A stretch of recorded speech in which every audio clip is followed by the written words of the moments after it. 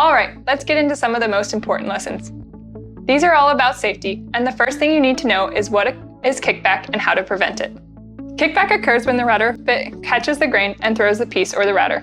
It can occur suddenly, and it is quite scary. If you are using a handheld router, this will make the router jump. But your hands are away from the bit, so the most dangerous thing is your reaction. Keep control of the router, shut off the power, and reevaluate your cut. If you are using a router table, this kickback may make your piece jump, but that isn't inherently dangerous.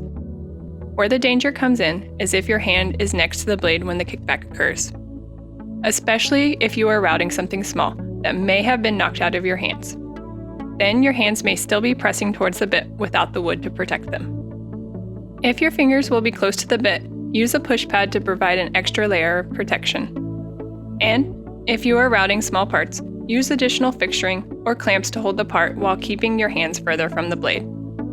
Now, how do we prevent kickback? Kickback usually occurs when cutting the end grain or cutting against the grain and the bit catches. The first way to prevent this is to use a good bit. Sharp bits are much less likely to catch than dull bits. Spiral bits are much less likely to catch than straight bits. And larger shank bits are less likely to deflect than thinner bits, which can sometimes lead to kickback. However, when large bits catch, they also have more momentum, so the kickback is more violent. If your router has a speed knob, make sure you turn the speed down for larger bits. This not only keeps you safer, but also helps keep the bits from overheating so they stay sharper longer. The second way to prevent kickback is to make your cuts appropriately. Make smaller cuts. If kickback is likely in an area, make multiple smaller passes to work up to your final depth.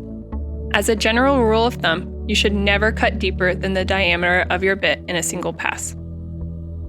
Remove as much extra material as possible first, especially when template routing. It is always a good idea to use a bandsaw to cut as close to the template as possible first, so your bit has to do less work.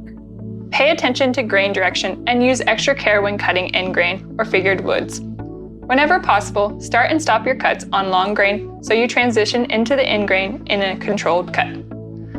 When needed, try climb cutting instead in order to take advantage of a different cut direction. Just use extra caution when doing this, especially on a router table.